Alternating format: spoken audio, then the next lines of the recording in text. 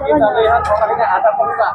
Iya, jangan begitu. Ini uang rakyat loh. Uang rakyat ini bukan sedikit. Orang yang kita cek di dalam ada nggak orangnya.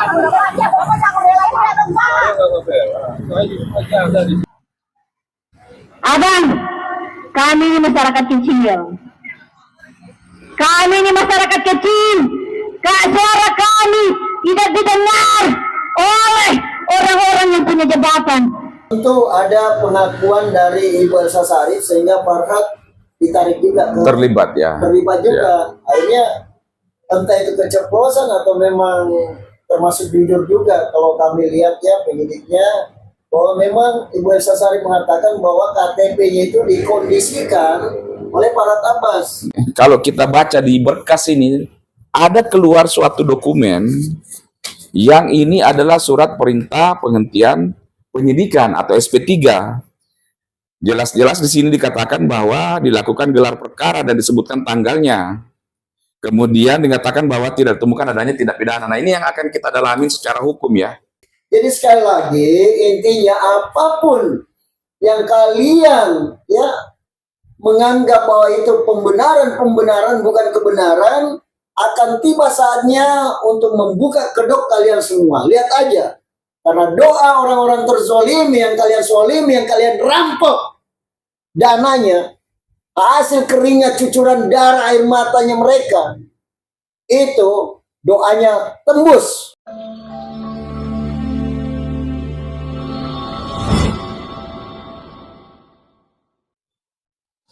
Assalamualaikum warahmatullahi wabarakatuh. Shalom.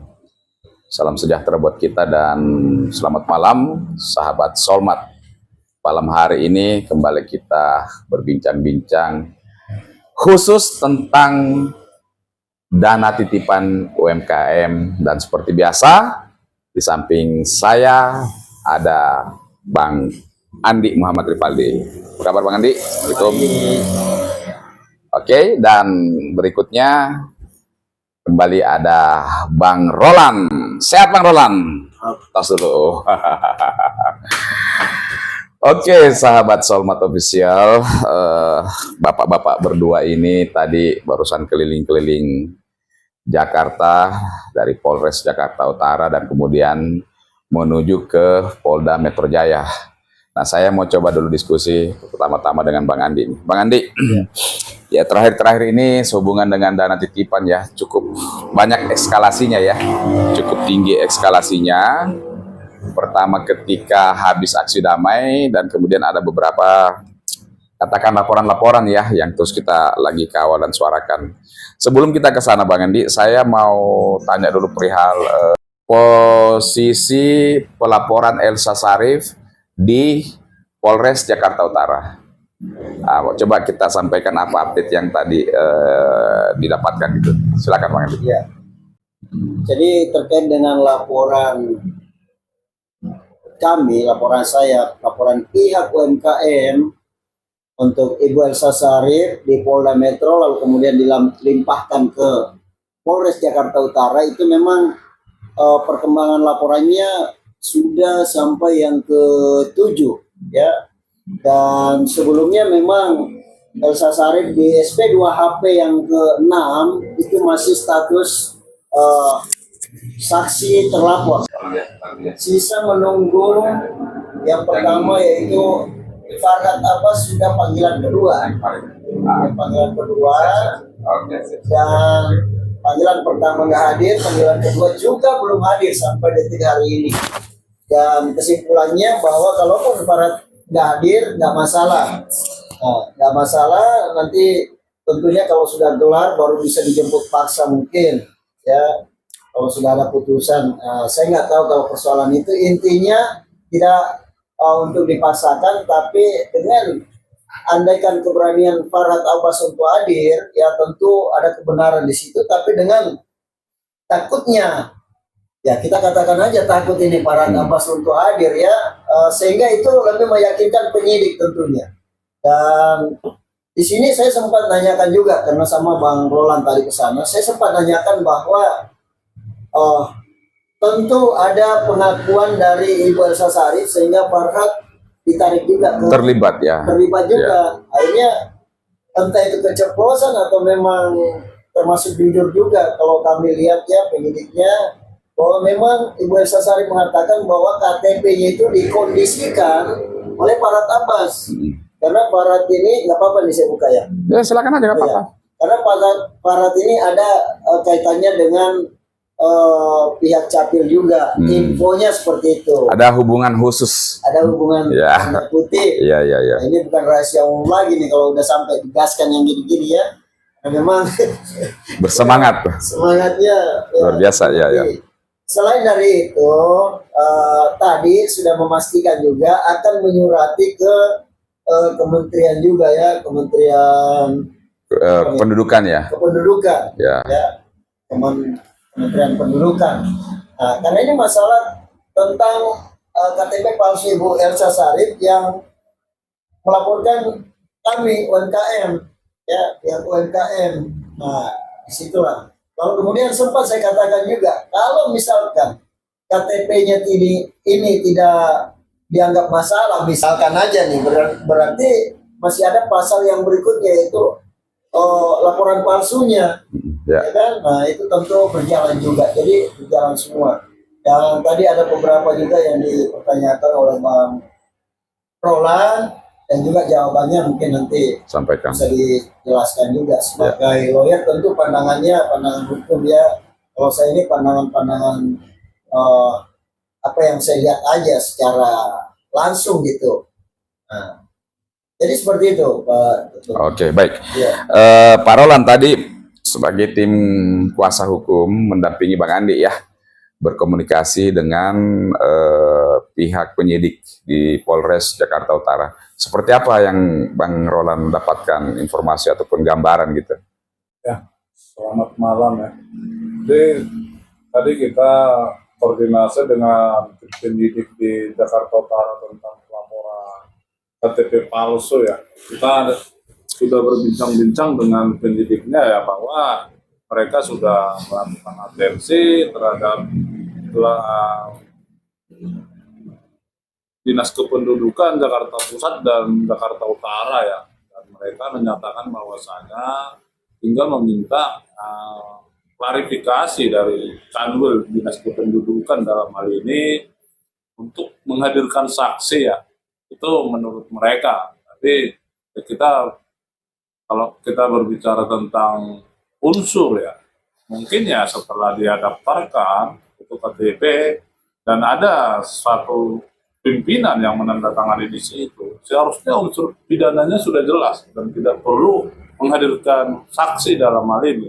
Tapi kita ya selaku kuasa hukum menilai itu ya bagaimana konteks daripada keinginan penyidik, ya kita fair-fair aja. Intinya kita berharap juga agar ini tetap ya dilakukan seproporsional ya.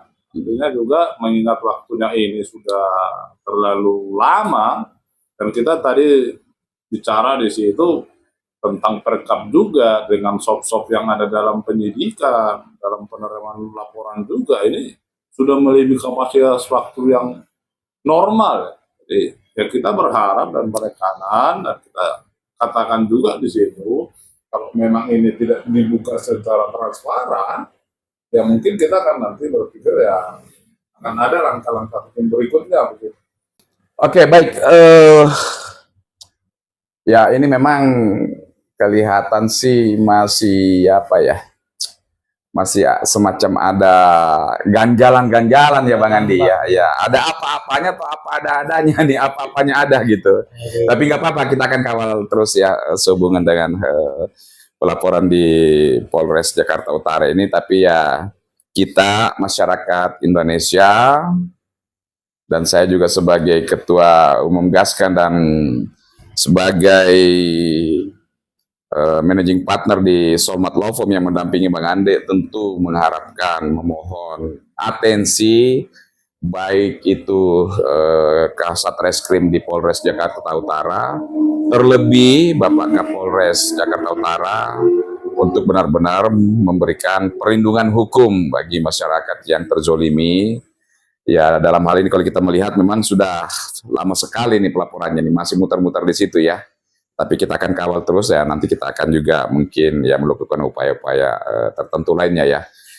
Itu bicara tentang mengenai apa namanya tuh di Jakarta Utara mengenai Elsa Syarif. Nah, sebelum kita menuju ke LP terhadap Farhad Abbas ya Bang Andi, saya sedikit mau mengupas ini tentang ya kita ketahui bahwa Farhad Abbas ini beberapa minggu yang lalu masukkan LP ya, ke terhadap Bang Andi. Berikutnya LP terhadap Syafiqui. Nah, sepengetahuan Bang Andi ini apa LP-nya keduanya ini gitu? Ya. Pertama kalau terkait dengan saya, kalau dipikir-pikir sih dari beberapa LP sebelumnya itu lebih mengarah ya. Ini Lebih tajam gitu, tajam, lebih Pak. memiliki dasar hukum seolahnya gitu ya. Dibanding LP yang sekarang. Itu aja nggak jalan LP-nya. Jadi saya menganggap LP yang sekarang ini hanya sekedar Gimik. gimmick aja. Gimik aja. Karena saya udah tahu, meskipun dia nggak tunjukkan, tapi saya udah cek ya, itu kan bisa dicek online dan apa namanya LP itu terkait dengan Bang Andi menjarah. Apa yang saya jarah coba? Mengancam katanya, mengancam menjarah gitu. Jarah ya, apa pembuktiannya mana? Iya. Ya.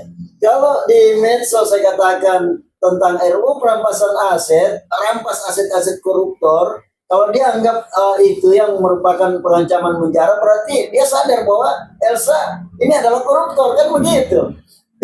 Iya. Kok sejauh itu dia menyimpulkan gitu. Jadi saya kira terkait dengan apa namanya LP ya itu, aduh, sangat lucu juga kalau Kalau dalam bisa dunia berjalan. hukumnya itu absurd namanya ya. ya, Ya, apa kabur gitu ya, kabur ya. ya mentang-mentang mau kabur kali ya. Tapi yang terkait dengan LP-nya Bang Syafiqui, itu juga terlalu jauh lah dengan Iya. pasal-pasal yang ada, kan jelas semua tuh ya. Artinya untuk menyerang, kemudian demi untuk kepentingan dan juga pencemaran lah intinya. Nah, kalau Bang Syafiqui di sini menyuarakan, saya melihat dari PT-PT yang ada, kalaupun ada PT yang dia potong, kan biasa gitu para tuh kalau melapor. PT-nya orang dia potong, Iya. hanya sekilas aja yang dia masukkan Masukin dalam ya. laporan supaya bisa diterima. Nah itu bisa saja nanti seperti itu, karena pernah terjadi gitu juga. Tapi yang pastinya kalau memang Bang Syafiqui nantinya diminta untuk diambil keterangan, setelah memberikan video utuhnya tentu jelas semua tuh. Iya. Bahwa Syafiqui berdasarkan melihat emak-emak UMKM, masyarakat-masyarakat kecil, sehingga Terpanggil. terpanggil untuk menyuarakan. Yang kedua, ya Bang Syafiqui juga selalu meminta bukti, benar nggak nih, baru bisa menyuarakan. Ya. Dan ini karena yakinnya dan karena melihat daripada UMKM juga meminta Bang Syafiqui untuk menyuarakan, bahkan ada yang nangis-nangis tuh di komalnya. Ya. Jadi kira-kira apa yang disalahkan nih? Ya. Sementara kita tahu aturan undang-undang yang berlaku bahwa setiap warga negara itu punya hak untuk menyampaikan aspirasi. Betul sekali, betul. Baik secara lisan, tertulis, Tulisan. maupun demonstran. Dan ini sudah dilakukan.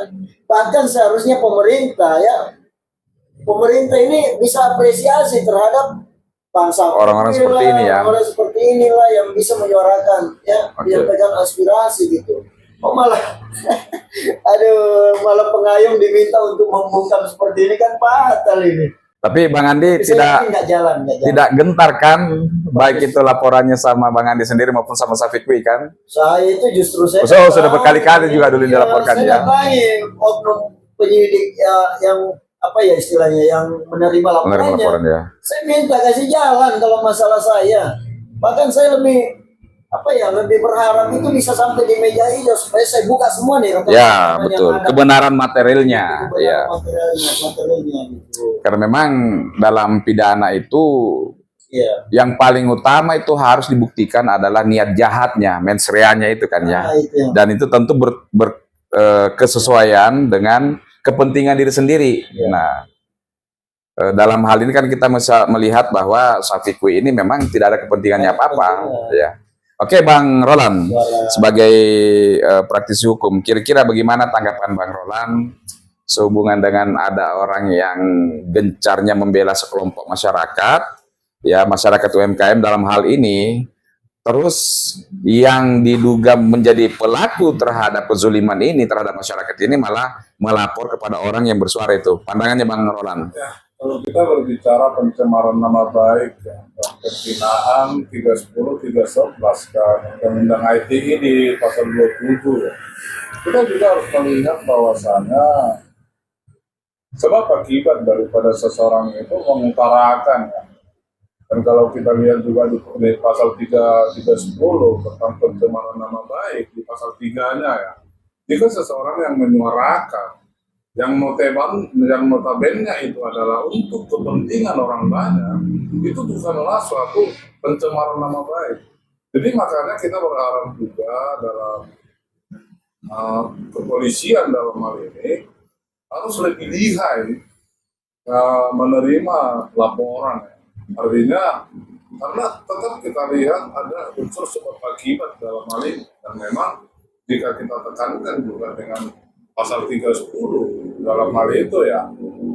Karena kalau kita lihat seseorang bernarasi di media, karena ada juga perlindungan hukum mengatakan bahwasannya bebas berpendapat.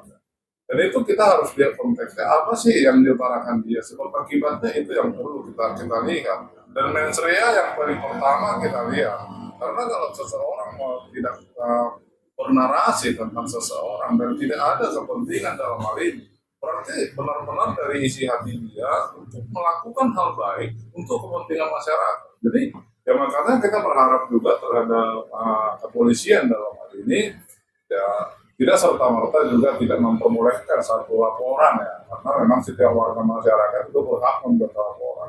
Tapi ya atensinya terhadap sebuah laporan yang itu ya harus dilihat sebab akibat kenapa seseorang itu menyuarakan sampai segitu getolnya ya, karena kita lihat juga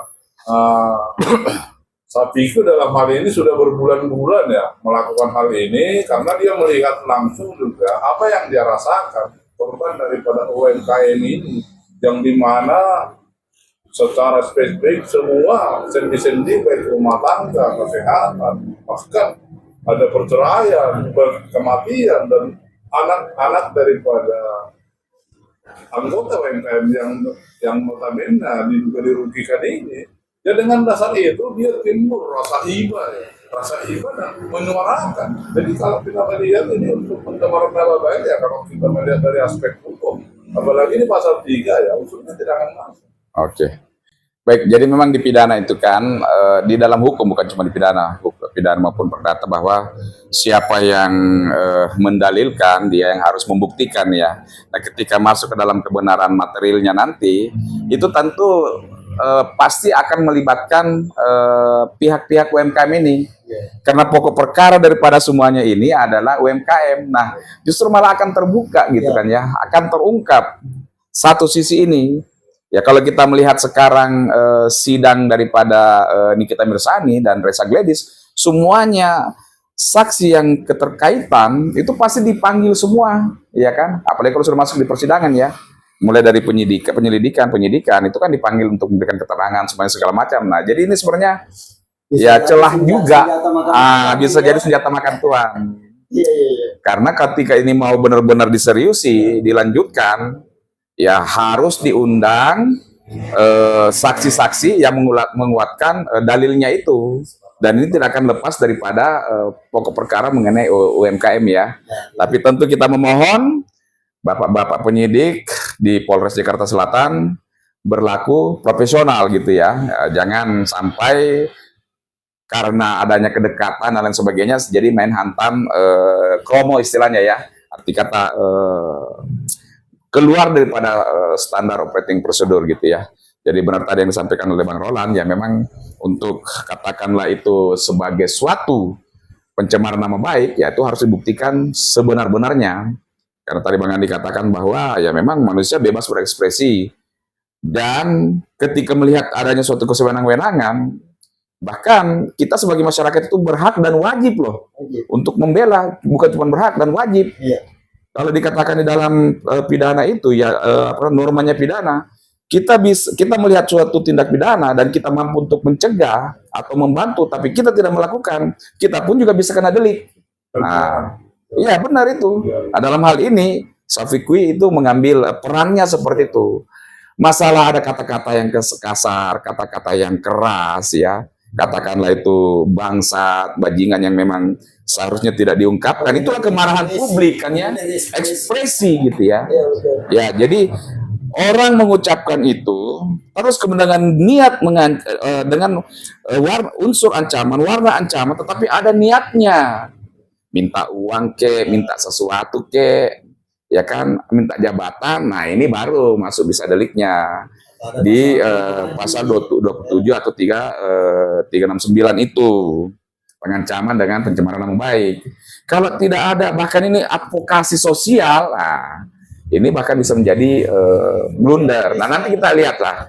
Karena kembali lagi, kalau ancaman itu tidak benar, Bang Syafiqui dan Bang Andi merasa dirugikan, kita bisa melapor balik, ya. Karena kenapa ya? Satu, itu bisa merusak reputasi, nama baik, bisa dikatakan sebagai perbuatan yang menimbulkan ketidaksenangan atau ketidaknyamanan, ya. Dan ya misalnya seseorang yang merasa ada gangguan daripada keluarga mungkin, nah, itu bisa dijadikan sebagai delik untuk melapor balik, ya. Kita lihatlah ya. Jadi kita akan terus mengawal ini, gaskan Solmat dan teman-teman advokat yang ada di Gaskan juga ya, nanti kita akan konsolidasikan untuk terus mengawal ini. Oke, masuk ke poin yang agak sedikit krusial nih ya, SP3 ya, bagi teman-teman Bang Solmat Official yang belum mengetahui perkara ini tentang adanya suatu SP3 dari Polda Metro Jaya. Jadi beberapa waktu yang lalu Pak Sanjay sebagai owner Memiles melalui satu tim kuasa hukum melaporkan Ibu Elsa dan Vidi ini ya. Kemudian Bang Andi atas nama kantor hukum ini mencabut laporan tersebut ya. Akan tetapi kalau kita baca di berkas ini ada keluar suatu dokumen yang ini adalah surat perintah penghentian penyidikan atau SP3. Jelas-jelas di sini dikatakan bahwa dilakukan gelar perkara dan disebutkan tanggalnya. Kemudian dikatakan bahwa tidak ditemukan adanya tindak pidana. Nah, ini yang akan kita dalamin secara hukum ya. Ya, sekali lagi saya katakan bahwa ini kita akan dalamin secara hukum dan mungkin minggu depan ya kita akan memasukkan laporan terhadap dokumen yang menurut kami atau kami duga ini ada cacat administrasi ya. Cacat administrasi karena ketika laporan dicabut ya harusnya yang keluar surat pencabutan laporan. Kalau toh keluar SP3 ya harusnya dikatakan bahwa karena kekurangan bukti atau karena aspek formilnya yang kurang atau dikatakan di situ bahwa dicabut. Bisa di SP3-nya karena dicabut ya. Atau kalau memang pihak penyidik mau melanjutkan proses ini karena ini adalah delik biasa, boleh aja saja. Tapi tidak mungkin diadakan gelar tanpa dipanggil paling utama kan pihak pelapor. Benar nggak? Nah, baru kemudian saksi saya yang lain. Dan penyidik juga berkewajiban memberikan SP2HP terhadap proses yang dijalankan oleh penyidik ini. Walaupun sudah dicabut laporannya kepada pelapor, SP2HP itu tetap dikasih bahwa penyidik tahu nih pelapor mengetahui perkembangan. Nah, jadi tidak bisa seketika itu. Ya, kalau kami tengarai ya memang ini sepertinya ada aspek-aspek kesalahan administrasi dan kita akan sedikit lagi dalami dan mungkin akan mencoba untuk ya berkonsultasi atau katakanlah itu melaporkan kepada instansi-instansi di kepolisian yang lebih berwenang. Baik Bang Andi, tadi kan di Kepolda juga ya sama Bang Roland ya, ada dua hal ya sehubungan dengan ketemu dengan penyidik yang sehubungan ini dengan yang adanya surat ya. Nah, saya mau tanya dulu nih, yang penyidik ini nih seperti apa nih tadi waktu ketemu? Sebenarnya saya sudah kedua kalinya nih ketemu, karena 2 hari yang lalu itu saya ketemu juga, dan terus terang saya sempat ngegas di ruangannya 2 hari yang lalu. Ya, saya sempat ngegas dan terlihat sekali penyidik. Ya, terus terang aja agak panik juga saya lihat kan, karena saya bilang ini beredar surat palsu. Saya katakan bahasa masyarakat ya palsu, dan saya yakini surat yang mana di sini tertulis insinyur ya, tertulis Vidi Galensosari di amplopnya nih ya, saudara Vidi Galensosari ini adiknya Elsa Sari. Lalu kemudian surat ini disebar oleh Farhad Abbas, lalu kemudian saya dapatnya dari masyarakat, Pihak lain lah ya. pihak lain. Bayangkan, saya sampaikan ke penyidik, selama ini kita sering komunikasi loh ya. Saking seringnya kadang saya nggak WA ke abang yang WA ke saya. Saking seringnya. Oh, berarti dulu yang penyidik ini tetap komunikasi langsung ya? Oh, komunikasi Oh, langsung, komunikasi terus. Kok bisa? Ya, saya cabut.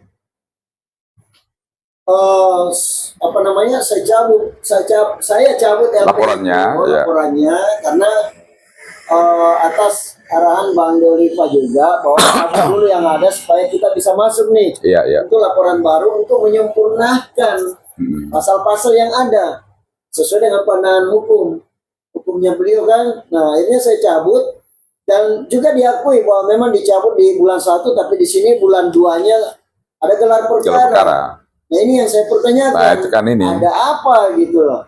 Lalu kemudian saya sempat konfirmasi juga sama lawyer waktu itu yang melaporkan atas nama, dia bilang Bang Firdaus lah ya. Ya, Bang Sebut Firdaus. aja nggak apa-apa kok. Bang mengatakan Firdaus. bahwa nggak pernah mendapatkan seperti ini. Jadi menurut keterangannya Bang Firdaus tidak pernah mendapatkan surat SP3 ini ya? Nggak pernah mendapatkan. Bahkan SP2 juga nggak SP2 HP juga nggak ada ya. Jadi memang sih kalau ditelusuri ya ini cacat memang ya, kalau bahasa saya sih ini sudah jelas-jelas palsu juga, dan kalau kemarin diakui palsu, kalau tadi saya pancing, menurut Bapak apa nih dengan tidak ada stempelnya? Ya, apa Kok bisa keluar ke masyarakat gitu, ke pihak eksternal? Dengan lambang institusi lagi kan, ada nomornya dan lengkap semuanya. Bahkan di sini dijelaskan bahwa sudah gelar perkara. Kapan gelar perkaranya? Ya. Nah, ini apa nih? Bapak bisa katakan palsu kemarin, sekarang masih bisa nggak diulang? Mumpun ada Bang Roland nih, ya sebagai orang hukum, dia bilang, oh saya nggak bisa ngomong apa-apa ini kok surat bisa tersebar juga. Iya, iya. Sehingga saya jelaskan juga dari awal pertemuan bahwa saya bilang ini bisa saja tersebar ya dengan istilah, maaf ini bukan menuduh tapi bertanya nih, bisa saja ya dengan istilah wanipiro nih, belum distempel. Wanipiro dulu baru untuk distempel nih, udah klaim. Dugaan nih, dugaan.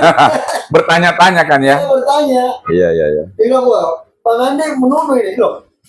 Dengar saya bertanya, boleh saja saya menduga seperti itu, Iya. Pak. Nah, maksud saya bagaimana tanggapan Bapak, gitu kan? Bagaimana tanggapan Bapak? Apalagi Bapak sudah mengatakan bahwa ini palsu.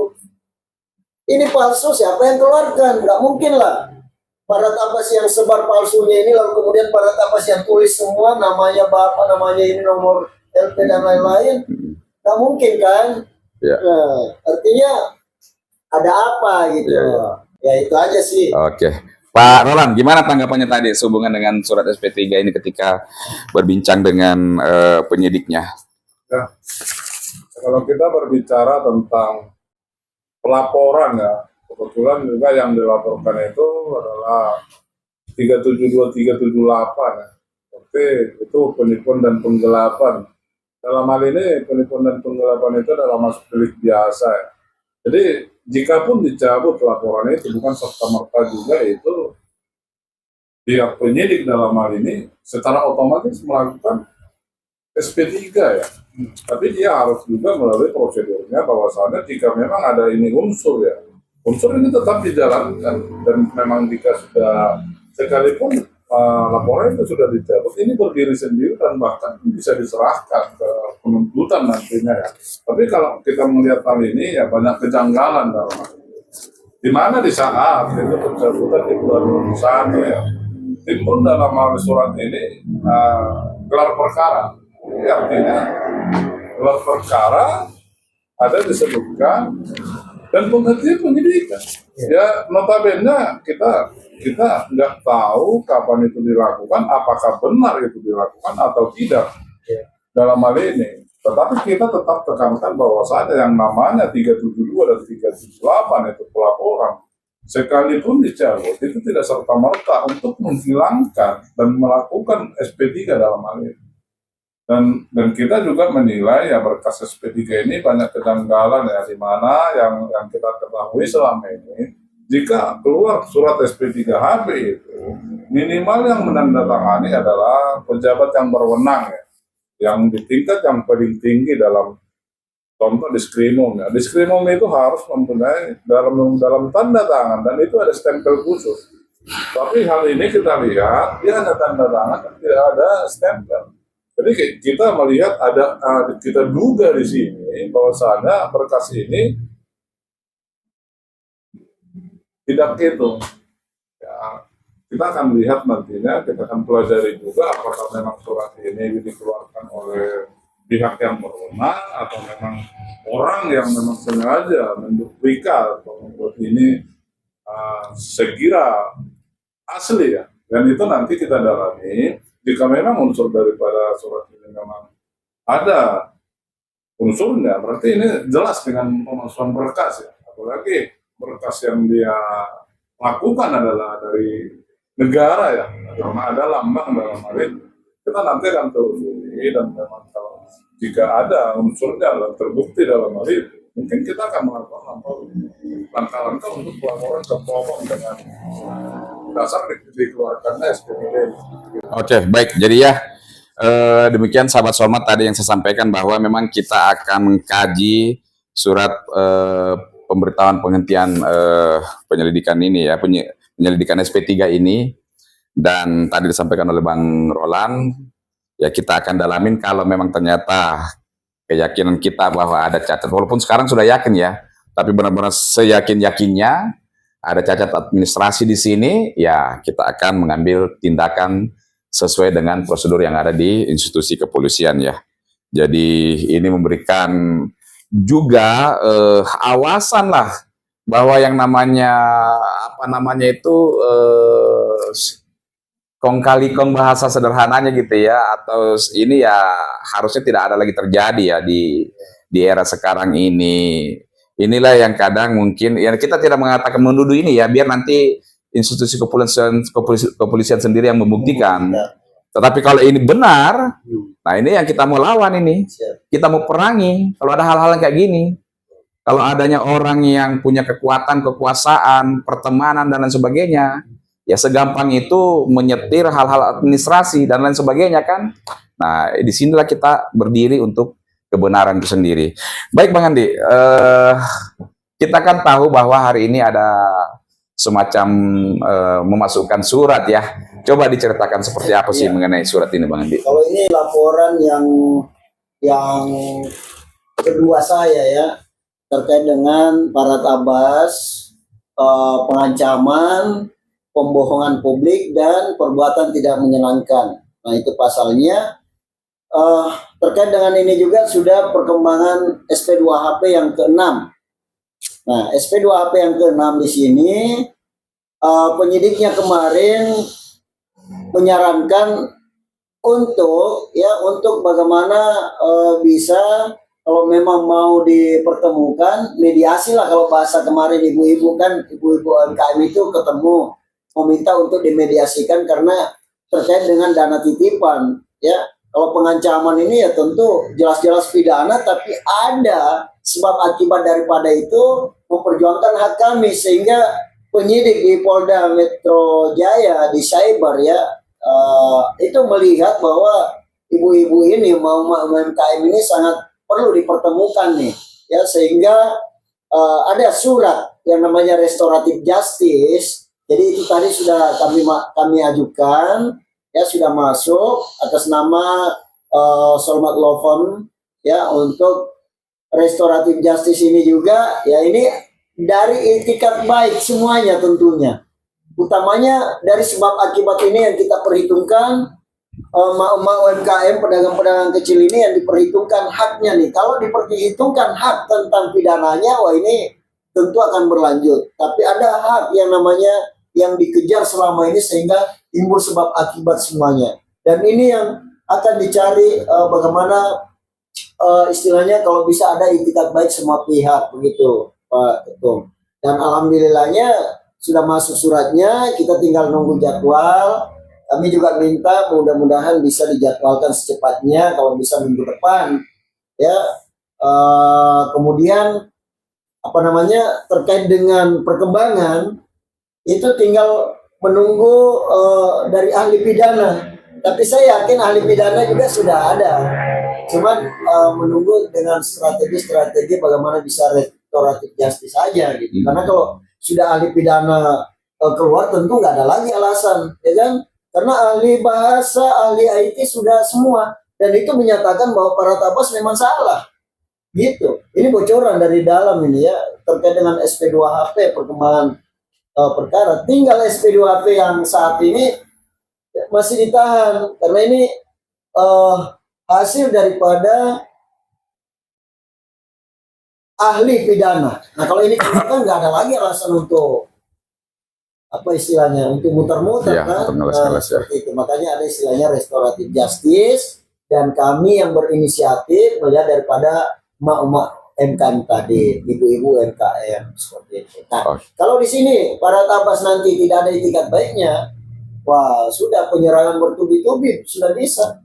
Di samping nggak ada itikat baiknya sudah salah, ya sudah kena pidananya. Malah lagi kalau dikaitkan dengan laporan yang di Polres Jakarta Utara, ternyata Ibu Elsa juga sudah buka suara di sana dan para tabas sudah dipanggil yang kedua kali. Wah ini para luar biasa ini kejahatannya nih, ya. Jadi seperti itu perkembangannya Pak. Dan kami optimis. Sip. Jadi optimisnya kami sudah jadwalkan juga izin untuk aksi susulan. Oke. Ya, kami sudah jadwalkan, cuman menurut Pak Ketum dan teman-teman semuanya nggak usah dipublikasikan tanggalnya gitu kan. Nah itulah. Jadi seperti itu perkembangan. Baik, Pak Roland, gimana tanggapan tentang restoratif justice ini? Ya, nah, kita melihat di sini ya ada hal baiknya ya. Kalau kita jangan lihat konteks dari pelaporan tentang pasal yang kita laporkan. Tapi karena mengingat ini juga atas kepentingan dan memang sebab akibat daripada lapor dan melapor ini adalah bagian daripada dana titipan tersebut, di mana ada yang melaporkan perbuatan tidak menyenangkan dalam hal ini karena adanya tuntutan agar dikembalikan dan dana titipan itu, dan mengingat juga atas nama kepentingan ya keanggotaan UMKM dalam hal ini. Jadi kita berpikir juga bahwasanya kalau restoratif justice ini sangat perlu. Artinya kalau kita berpikir hanya konteks kepidanaan, bukan serta-merta juga itu akan menghasilkan atau pergantian terhadap keanggotaan UMKM. Jadi kita berharap juga dengan kita berikan ya permintaan artinya agar bisa dipertemukan dalam hal ini kedua belah pihak untuk melakukan ya perdamaian notabene agar nanti ada kesepakatan dan untuk anggota UMKM yang dirugikan dalam hal itu bisa mendapat ya minimal ada untuk dibuatkan modal usaha. Jadi kita berharap juga itu ada atensi dari pihak Polda ya, dan melihat juga bahwa sudah hampir 6 tahun masalah ini, dan inilah satu yang kurang daripada atensi dari pemerintah ya. Karena bergulir kasus ini, seharusnya kasus yang viral itu perlu atensi dari pemerintah. Karena mengingat ini adalah kepentingan daripada masyarakat luas, di mana yang dirugikan adalah anggota UMKM yang notabene adalah penghasilan rendah. Dan jika memang atensi itu ada dari pemerintah, ya mungkin hal ini akan terselesaikan dengan secepat itu. Karena sudah dilakukan beberapa unsur dalam hal ini, bagaimana untuk mencari solusi yang terbaik dan remediasi. Ya mungkin kalau pemerintah turun dalam hal ini, ya mungkin akan dapat win-win solution begitu. Saya sambil lihat tiba-tiba ini kita sudah pernah bersurat ke Komisi 3 nggak Bang di DPR RI? Terkait dengan ini memang belum. Belum ya? Belum. Saya jadi kepikir karena kita proses hukum sudah ada jalan ini, ya. Jadi nanti coba kita ya paling tidak sudah dimasuk jadi planning lagi gitu ya. Mudah-mudahannya sih ya Komisi 3 lebih banyak berrelaksasi lah dengan masyarakat kondisi sekarang ya. Nanti coba kita diskusikan, buat menjadi penekanan juga bahwa ya oknum-oknum tidak bisa bermain lagi terhadap hal-hal yang seperti ini ya. Nanti coba kita pikirkan, kita sudah punya rencana tadi satu ya. Terus kemudian ya nanti kita coba atensikan ini gitu. Mudah-mudahan ya, apalagi nih bicara tentang sekelompok masyarakat dan sudah 6 tahun ya. Tadi Bang Roland iya benar juga. Kenapa kita tidak coba ini kan ya? Banyak sih masukan, termasuk ke Komisi 3, ke Dumas juga ya, pengaduan masyarakat juga, itu katanya cepat ditanggapi itu. Ya, nanti kita pikirkan itu ya. Banyak masukan ya. Oke, baik Bang Andi, mungkin karena waktu ini juga cukup terbatas ya, jadi kita terus bersinergi ya sehubungan dengan perkara ini. Oh ya, tadi saya mau sampaikan ya kepada mungkin yang menonton ya, ini yang kita bisa lihat ya, bahwa ini ada satu surat, ya, surat SP3 dan ini keluar dengan tidak adanya stempel di sini ya. Nah ini yang nanti kita akan coba untuk Farhad Abbas. Ya, ini didapatkan sumbernya itu dari Farhad Abbas ke seseorang dan seseorang ini ke Bang Andi ya. Seseorang itu pasti nanti akan dimintakan juga klarifikasi ketika itu memang masuk ke dalam proses hukum ya Bang Andi ya. Oke baik Bang Andi, ini dengan terpaksa katakan mungkin closing statementnya kita ini. Iya. Terima kasih untuk semuanya ya, bahwa memperjuangkan keadilan itu ya memang istilahnya bukan hanya sekedar berjuang, tapi berusaha untuk merebut. Artinya perjuangan di sini jangan setengah-setengah, karena ketika ketidakadilan itu terpelihara, tentu rintangannya sangat banyak sekali, dan kalau lelah, ya kalau ada kata lelah, maka tidak bisa berkelanjutan. Jadi yang ditemukan dari rintangan-rintangan itu justru dianggap sebagai celah mereka. Karena yang namanya salah, kesalahan itu mau dikubur, mau ditutupi, sebagaimanapun rapinya, tetap kecium baunya. Ibaratnya bangkai gitu ya. Bangkai mau ditutupi gimana pun tetap ketahuan, kecium baunya. Dan inilah bau-baunya. Yang tadinya kami nggak pernah spill juga namanya siapa? Vidi Galesosari, ini muncul nih namanya Vidi. Ya, bahkan sudah dikonfirmasi juga, Vidi mengatakan bahwa itu bukan SP3, katanya SP2L ya, lidik. Ya, lidik. Dan juga ya sempat kami konfirmasi juga ada beberapa lah, termasuk penyidiknya, ketika dibilang SP3 ketakutan juga mereka, ya dia pelintir-pelintir lagi. Jadi sekali lagi intinya apapun yang kalian ya menganggap bahwa itu pembenaran bukan kebenaran, akan tiba saatnya untuk membuka kedok kalian semua. Lihat aja, karena doa orang-orang terzolimi yang kalian zolimi, yang kalian rampok dananya, hasil keringat cucuran darah air matanya mereka, itu doanya tembus. Ya, satu saja di antara mereka diterima doanya. Inilah kekuatan kami semua nih. Sampai-sampai Pak Ketum Gaskan juga yang menyatakan sikap untuk maksimal untuk menyuarakan. Ini tanpa anggaran loh, ya teman-teman, nggak ada. Ya, bahkan semua seperti itu Pak Ketum. Iya, makanya saya bilang ya luar biasa sekali. Terima kasih untuk semuanya. Doanya luar biasa, dan kita akan buka kedok mereka yang selalu konspirasi, ya menghalalkan segala cara demi untuk perutnya yang buncit. Demikian, makasih. Assalamualaikum. Gaskan. Satu kali lagi, Gaskan. Oke, sip.